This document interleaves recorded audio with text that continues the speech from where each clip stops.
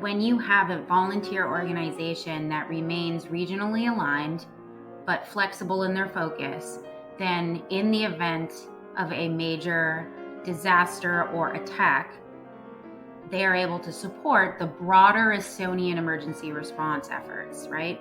So they are flexible enough, but they're also structured enough to be able to rally teams in response to a crisis that could involve critical information infrastructure or some other cybersecurity concern. So cost savings associated with that, like that flexibility to leverage a volunteer force instead of having to have a full-time paid and ready force, is really a massive cost savings when you think about it from just a strict human capital perspective. I'm Alvaro Marañon, and this is the Lawfare Podcast, November 30th, 2021. Cybersecurity is the responsibility of everyone. A cyber attack is no longer confined to the digital realm and can have real impact upon various industries like food, gas, and medicine. But despite these challenges, there is an opportunity for a new whole-of-society approach to defend against the mounting cyber threats emanating from places like Russia, China, and North Korea. One approach advocates that the United States already has a non-governmental model for citizen involvement to adopt for cyberspace. The authors, Grzegorzewski, Barnett Koven, and Margaret Smith presented their paper at the 2021 Cybersecurity Law and Policy Scholars Conference. I sat down with two of the authors, Mark and Maggie, to discuss their paper titled Cyber Privateering, a New Model for Cyber Civic Engagement. We discussed the details around the Estonian model that inspired this paper, the role for Civil Air Patrol, and the impact a local civil cyber organization can play in the community. It's the Lawfare Podcast, November 30th, Cyber Privateering. So Mark, what is the central argument of this research and what led you all to writing it? Sure. Thank you, Alvaro. I appreciate you having us on, and really thrilled to reach your audience with what Maggie and I think is a very important proposal. Before I answer that question, I just have to say that the views and opinions expressed are my own and don't necessarily reflect the official policy or position of any agency of the U.S. government. So that said, for about 2 years now, I've been doing some thinking at Joint Special Operations University on cyberspace and irregular warfare. And that ultimately led me to think about the power of individuals and non-state actors in competition. It's led me to write a chapter on how Russia utilizes cyber criminals as a plausibly deniable tool in their operations. It also led me to write a paper this year on the Cyber Defense Review on how individuals could be empowered in an unconventional warfare campaign. And then again this year, I wrote a piece for the Modern Warfare Institute, which is how I met Maggie, and reconnected with our other co-author, Barnett Koven, on how both Russia and China have adopted an almost, I guess I'd call it an all hands on deck approach by empowering cyber capable citizens as a tool of power projection against the United States. So focusing on US competitors has got me thinking if there could be an analogous role for private US citizens. So as such, the tagline, cybersecurity is the responsibility of everyone, is a perfect way to encapsulate the central argument of the paper. That's to say that we're now completely digitally interdependent, meaning the actions of one individual can be the vulnerability that allows adversaries to target a soft spot in the US's digital infrastructure. Thank you for that. And that makes complete sense, especially given the rise of technical dependency and the rise of patriotism, at least as a response to that. And also in your paper, you guys speak about how America's hegemonic status has been chipped away in recent times, especially with taking advantage of loopholes in the legal systems and authorities govern cyberspace. Can you give us some examples of these tactical efforts you've encountered in your research? Yeah, absolutely. So America's adversaries are using cyberspace and the information environment to engage in asymmetric tactics and strategies that degrade the US's physical and cybersecurity.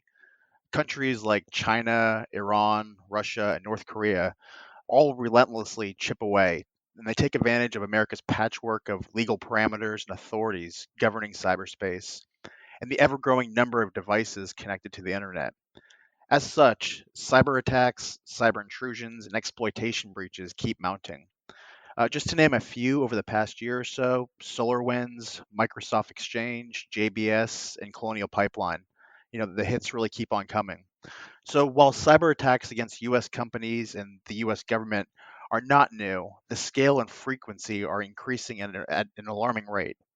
So in a networked world where every device is connected to another device, every device is a point of vulnerability, and the human that makes and then operates those devices is yet another loophole that is being exploited.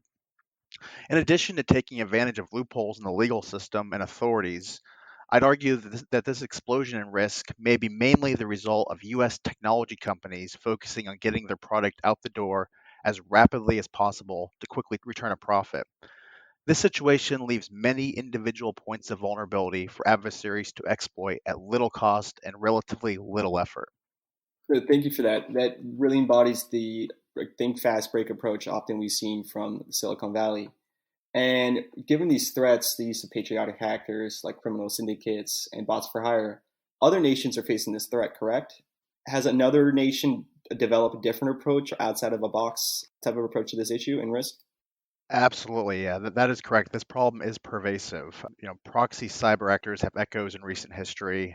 Estonia, Ukraine, Georgia, they all face similar threats to their cybersecurity from cyber proxies. As I'm sure many of your listeners already know, Estonia is one of the most digitally connected and dependent countries in the world. The digital connectivity works both as an opportunity for that young country and as a challenge, as in 2007, the Estonians were targeted by Russian cyber proxies, or as they would call them, patriotic hackers. In our paper, we take the example of Estonia's Cyber Defense League, or the CDL, which arose in response to those attacks, to show that a proposal like ours, the civil cyber defense, can be implemented with the right political will. Perfect. And before we get to the attack, did Estonia do anything in particular to boost this technical literacy and I guess use this leverage, this technical ability and skill set to improve the nation? Absolutely. So let me give you a little bit of background. Estonia is drastically different than it was after the end of the Cold War. After being annexed by the Soviet Union at the end of World War II and remaining under Soviet control throughout the Cold War, Estonia continued to be dependent on Russia, which accounted for 92% of its international trade. So, to make a decisive break with its Soviet past and to chart its own future, it embraced democracy and capitalism. It also incorporated technological solutions to leap past many other developing post Soviet states. In 1994, a young neoliberal government was elected in Estonia, and following that election, Estonia produced its first draft of the Principles of Estonian Information Policy, which established IT as essential to solving the challenges facing society. So, the Principles of Estonian Information Policy conceptualized how Estonian society as a whole can be transformed from a manufacturing heavy economy with little natural resources into a state focused on technology. Included in that push to digitize Estonia was the 1996 Tiger Leap program. The Tiger Leap program was a technology proficiency program which trained 61% of all Estonian teachers, introduced 61 new educational software programs, and sponsored 172 training and competition initiatives across Estonia. Most importantly, the Tiger Leap was not a one off initiative. Instead, Estonia continued to push its population into the digital world with similar initiatives. Wow, that's an incredible forward-thinking initiative and proposal, similar to like a digital new deal. And from here, all these efforts, were they successful? And did they prove to be successful? And did something happen to challenge these initiatives? So, despite making many of these transformational changes, Estonia still struggles against the pull of Russia's orbit.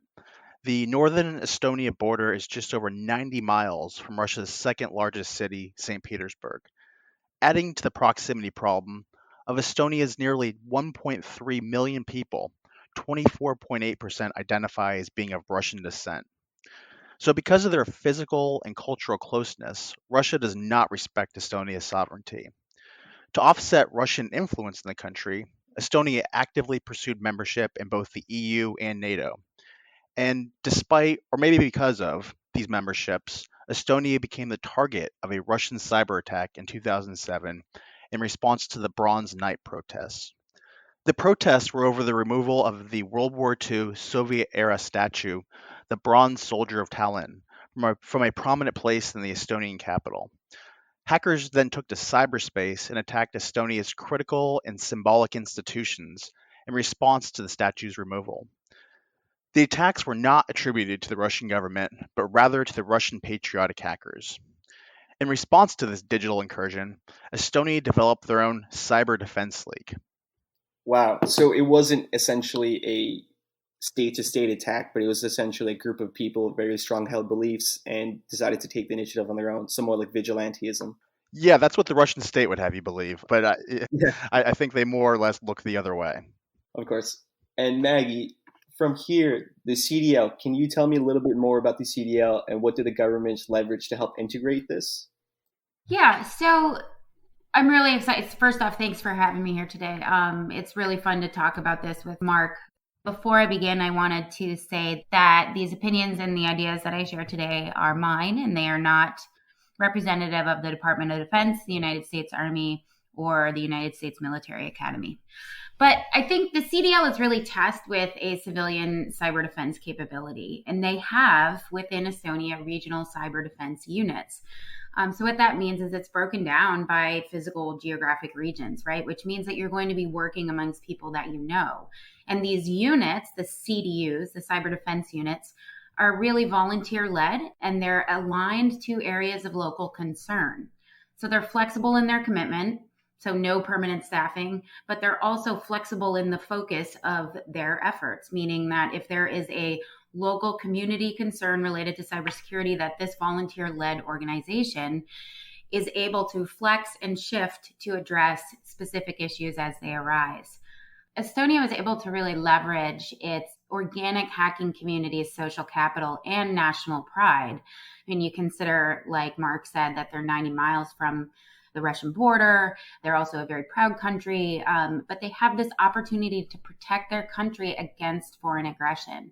And so this volunteer opportunity to assist and aid at the local and even broader than local regional levels is really this volunteerism that really exhibits these notions of national pride and the community's ability to rally behind a skill set and address technical problems that are associated with them being a very digitized country. That's an amazing approach to a problem that stemmed from, I guess, patriotic Russian hackers, and now you leverage your own social capital for good. That's amazing. And from here, the Estonian CDL, you talked about their line of efforts. Could you identify some of their higher level focus points? Sure. This is an important point to make because even though it's an all volunteer organization, and as we know just from personal experiences that we have with organizations here in our own country and trying to organize volunteer efforts, it can be really complicated and really difficult to actually have a focus that people stay on because you can't exactly exert control over people who are donating their time to you. So there are really three main lines of efforts that the CDLs have come up with. And that is, one is develop a network of cooperation that includes incident response capabilities. And this is an important effort, obviously, because coordinated efforts are required because we know that anything that happens in cyberspace is not strictly defined by geographic boundaries. And then the next one is improving the security of critical infrastructure, specifically critical information infrastructure. And so when we think about our own information infrastructure, when we think about the lines of communication that we have within the United States, and we think about how the Estonian approach to this is really creating a volunteer effort to ensure that those formal and informal lines of communication and those informal and formal information networks are secure. That's an effort of this volunteer organization. And then another one is one of the ones that is near and dear to my heart, which is promoting awareness, education, and training. And I think this stems from that approach that cybersecurity is really everybody's problem, and goes back to the core argument of this paper that unless you have a citizenry that is aware of, in tune with, and educated enough to be able to take action, then these security vulnerabilities that exist just by virtue of being a digitized country, economy, and information domain You really can't tackle those unless you have a citizenry that is educated enough to be able to address the problem and see it as their own problem as well. Thank you for that. And I guess this proactive model has been tremendous help in Estonia, but it also, I would imagine, brings some cost savings compared to more centralized approaches we've seen in other countries. Could you speak a little bit more about that? Yeah, I think part of it is really related to that flexibility. When you have a volunteer organization that remains regionally aligned, but flexible in their focus, then in the event of a major disaster or attack, they are able to support the broader Estonian emergency response efforts, right? So they are flexible enough, but they're also structured enough to be able to rally teams in response to a crisis that could involve critical information infrastructure or some other cybersecurity concern. So cost savings associated with that, like that flexibility to leverage a volunteer force instead of having to have a full-time paid and ready force, is really a massive cost savings when you think about it from just a strict human capital perspective.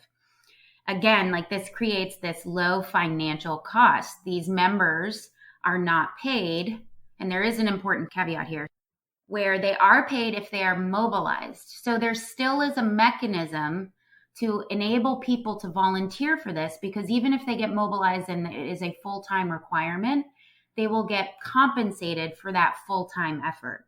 So there's less of a concern about missing work or having to take time off from work to address potentially a national crisis.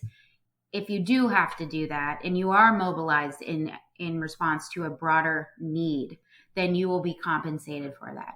But they don't get paid unless mobilization happens.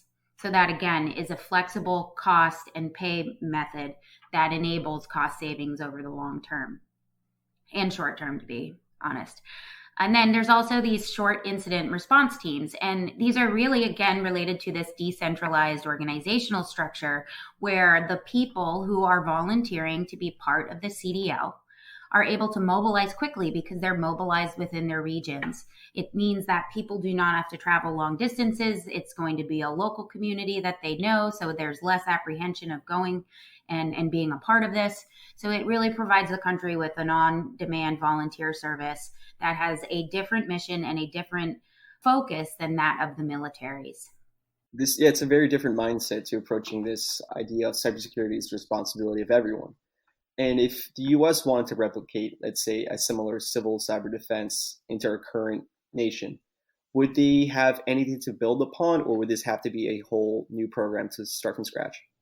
So, Alvaro, you are totally correct. It's a very different mindset when it comes to national security because it really places this onus on every individual to have a stake in the country's national security.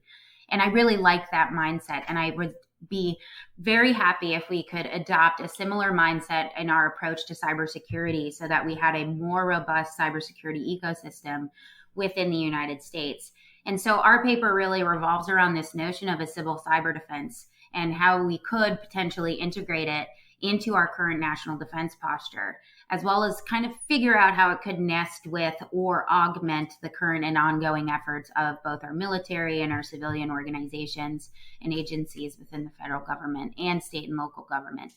So there is a really cool model, and I'm so excited to talk about this because I just think it's such a neat and underappreciated organization, but we have, stemming all the way back to World War II, we have the Civil Air Patrol. And what's fascinating about the Civil Air Patrol is that it is a organization that is all volunteer. Its focus is on every single level of generation, meaning that it has a youth programming, it has a high school programming, and then it has ongoing and continuing programming going all the way up to senior citizens that are still involved in flying missions and in some way contributing to the Civil Air Patrol effort. So the Civil Air Patrol was really founded and established in response to the threat of foreign invasion after the Pearl Harbor attacks. When you consider that planes give the advantage to the enemy to be able to attack the homeland, it makes sense that you could leverage the pilot population as well as the regular civilian population within the United States to help patrol or provide some sense of early warning or security to the coastal areas along the United States' coast. And so the interesting part about Civil Air Patrol is that over the years, the mission has evolved. And so currently, the White House initiative to increase STEM education has been also integrated into Civil Air Patrol programming.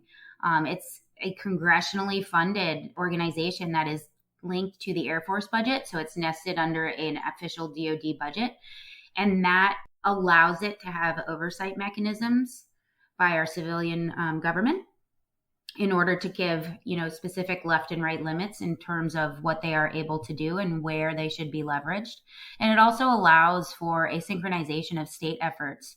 And it really limits the scope of the group activity that would be detrimental or take away from the regular security. So given the Civil Air Patrol's model, I think there is a way to think through a civil cyber defense program that could be similar in nature, meaning nested under a military structure, which gives congressional oversight and allows for this real stark determination of left and right limits. Oh, that sounds great. And funny enough, my brother was actually in Civil Air Patrol in high school, and he loved it. And he was actually, we're in the Northern Virginia area during September 11th. So he thought he was going to get called for something, but nothing. He was very excited and he loved it, the whole experience. So speaking of Civil Air Patrol, can you give me an example of what roles they've played from the civilian side in responding to emergency? You spoke about how the Estonian CDL would, but in the U.S. case, are there any instances to pull from? Definitely, and your brother is a good example. The Civil Air Patrol was mobilized in response to 9/11, and actually the first civilian plane to be allowed into the airspace over Ground Zero was a Civil Air Patrol plane, and they actually provided the first high-resolution imagery of Ground Zero, and it was for a long time, it was the only non-military aircraft that were allowed to fly in that restricted airspace. So they really have a 75-year history of providing emergency response efforts and support to local and federal agencies. So think about, I have a good friend. He is a Vietnam veteran and was a pilot after being a Marine infantryman in Vietnam.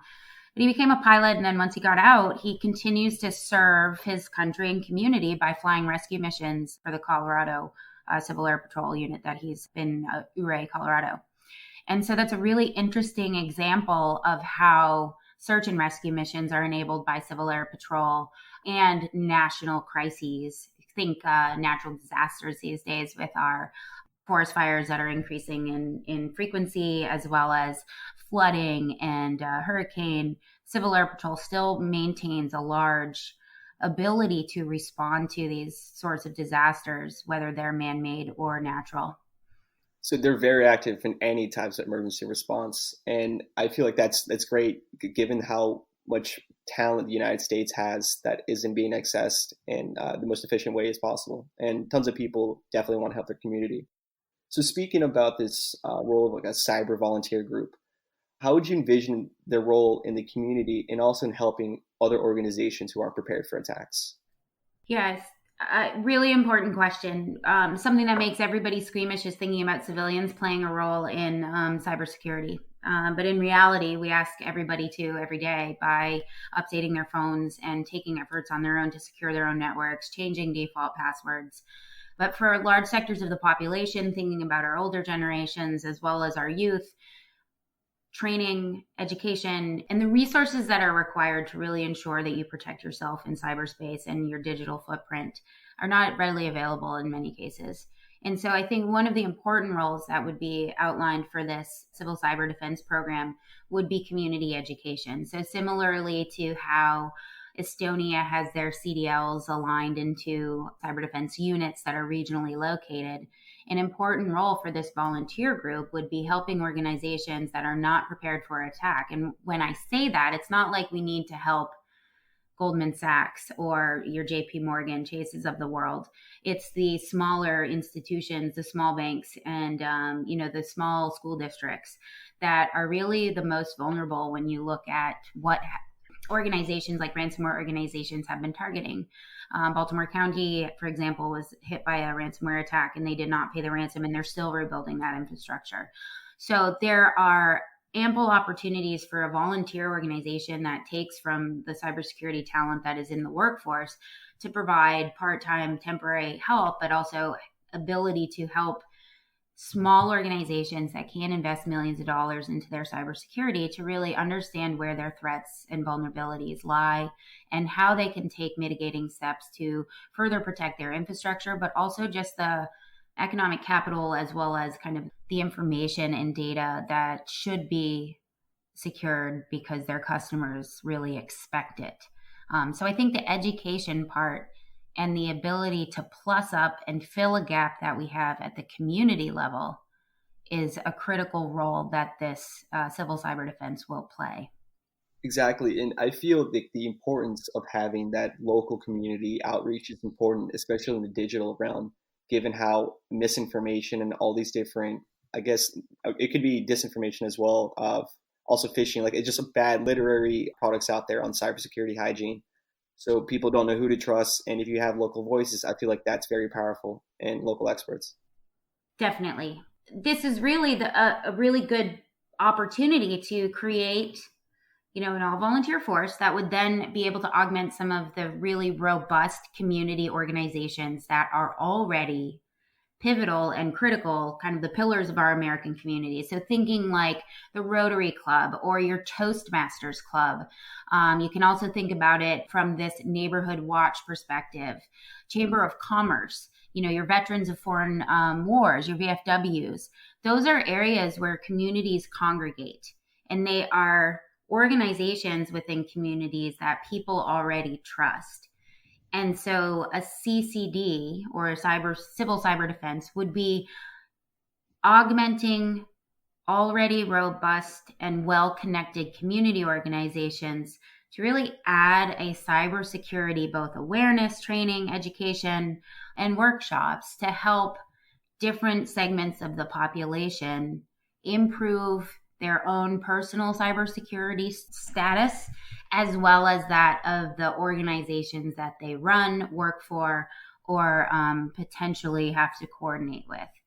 This would be something that could help out or be in conjunction with discussions with local law enforcement about community safety. I think it's really important that we start to think about socializing our community efforts with this notion that cybersecurity is really an element that nobody can ignore, because every single person is not only a citizen, they're also a digital citizen, because at some point you are going to be accessing a government or community-based service because you sign up for it via email, or you have to make that request, or you renew your license online. All of those types of things actually require internet access nowadays. And so it's really important to begin thinking about ourselves not only as citizens, but also as digital citizens of that broader information environment. That's a very important mindset, especially given the wide range of issues affecting communities. And given the role of this CDL, could we replicate it in the United States? And if we do, like as you said, we can base it off the Civil Air Patrol. But would it simply just come down to cost and ensuring there's the right decentralized policies in place, this right oversight, or is it just more than that? Before we even think about cost savings or the policies, we have to think about trust. And so we are, I think, in an era or a time when we're pretty distrustful of things that we don't know. We're hesitant. And so I think community-oriented civil cyber defense units are the way to go, in the sense that it will be rooted in a community. So you instantly have some aspect of trust associated with the fact that this is a local organization invested in local issues. And it's going to also require buy-in from private corporations. And that means allowing their persons and their employees to volunteer. If you have a robust IT community within your organization, or you have a robust cybersecurity group, then potentially incentivizing your employees to participate in community efforts to build up greater cybersecurity in your local community is going to have positive externalities for your own business, right? So from the private sector, it's really trying to get buy-in from corporations and seeing investment in the allowing of their, or encouraging of their employees to participate in a civil cyber defense, to lend their expertise that they have in the private sector to the local community, is a way to build even more trust and to really incentivize the private sector to get involved. And then within the public sector, it's really, and within the public in general, like-minded experts may not necessarily associate with each other across organizations. And so having a centralized organization like the Civil Cyber Defense to be the convening area for cybersecurity experts to then build trust around and address public and private cybersecurity issues in their local communities is a way to build further trust with the public and the individuals that may make use of either the products, the info products, or the education and training that this group can provide. And then when we think about how our government is structured, we really have a patchwork of regulations and legal, we have a really patchwork legal system when it comes to computer, telephony. I never know if I say that word right, so we'll just go with that. And then like cybersecurity, those are really decentralized. And so it's this patchwork set of legal codes and regulations that people have to adhere to. And oftentimes navigating those is difficult. And that is part of the reason why we probably have a lot of, or our cyber criminals and our foreign adversaries have the ability to execute some of their crimes is because of this patchwork nature. So having a stalwart, volunteer organization that's able to spread across organizations and help and provide assistance for cybersecurity and raise awareness, I think is another way that people are going to be able to build a more robust ecosystem at the community level, which then again creates these positive externalities. If you have secure communities, you have secure regions. If you have secure regions, you have secure states, and it goes on and upwards. And finally, military. A lot of people enjoy serving in the military, and it's a really important point of service and point of pride for us in America. And so having another opportunity to serve your country if you're not eligible to serve in a military capacity, this is a way to volunteer and use your cybersecurity skills to enable your country to be more secure from a national standpoint. And so, Mark, I want to come back to you and talk about the importance of trust. So the Estonian government made an importance assessment regarding wetware vulnerabilities in 2010.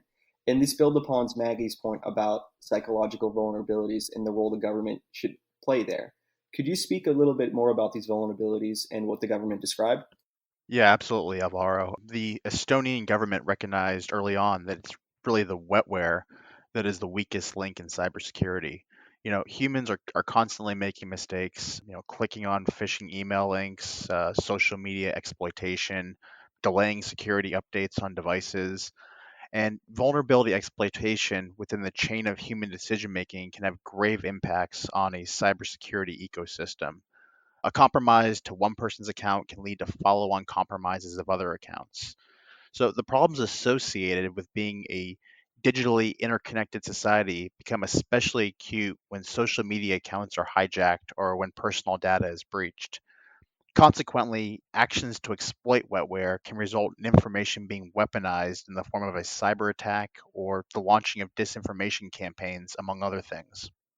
So, Mark, given this asymmetry power imbalance, the enemy essentially has to get it right once, and they can have a long list of indirect harms and damages they can use for other issues and projects. And when the US is looking to create this type of civil volunteer group to respond to these types of threats, should it mainly have a cyber focus? Is that what Estonia did in their approach? Was it mainly we want all the IT experts? Was it more multidisciplinary? Good question. I particularly enjoyed the Estonia model because you do not need to be directly tied into cyber to be involved in the Cyber Defense League. If you have a skill to add to the CDL, they will take you. I think this is important because not all cybersecurity experts can be teachers, and not all teachers can be coders.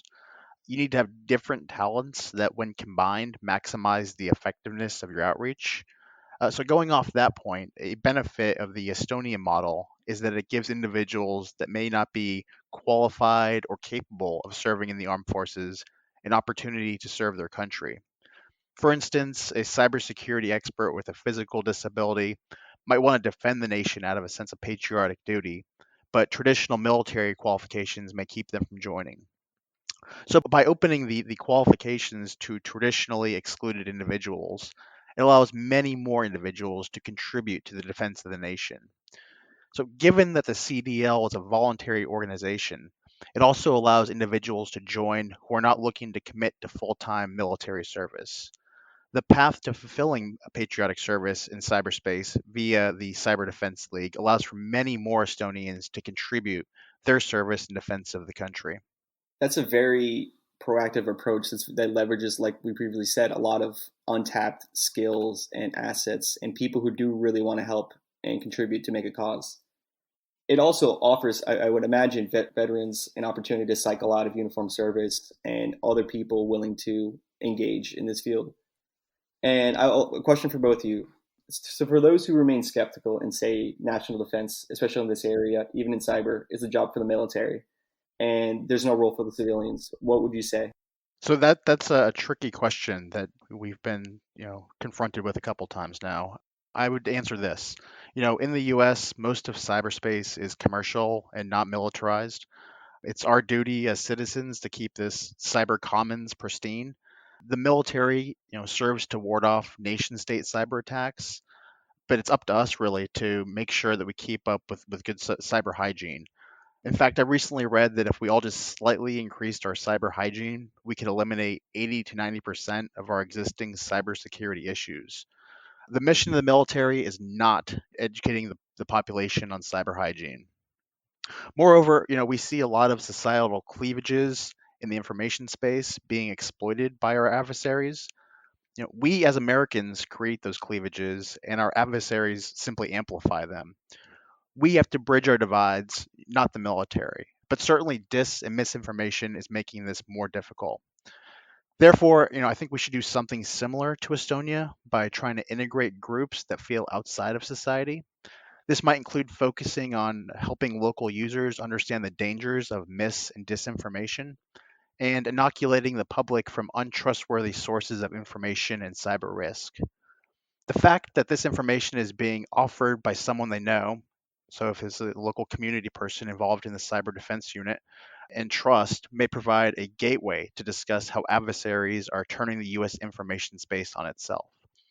At a minimum, the CCD can equip misinformed but still patriotic citizens about how to be aware of their biases when engaging in the information space. I have a lot of similar ideas to Mark about this, but this is something I marinate on quite regularly. And I think a lot of the way that we talk about cyberspace creates this notion that it is the domain of the military. We talk about cyber war, we talk about cyber attack, and we use a lot of very offensive, kinetic-oriented language to discuss what happens in and through cyberspace, when in reality, I think that does a disservice because it almost allows us to think as average citizens that this is not our domain that we need to be concerned with. So I think that the public in general really needs to be part of the cyber defense ecosystem or the cybersecurity ecosystem in the United States, and that we need to start thinking about them, our individual citizens, as a necessary element in any integrated, coordinated national security, cybersecurity effort. Because our battlefields are no longer outside of our own physical geographic borders, but a lot of times those battlefields are here in the United States on infrastructure that is owned by us in the United States. And a lot, as Mark said, is privately owned.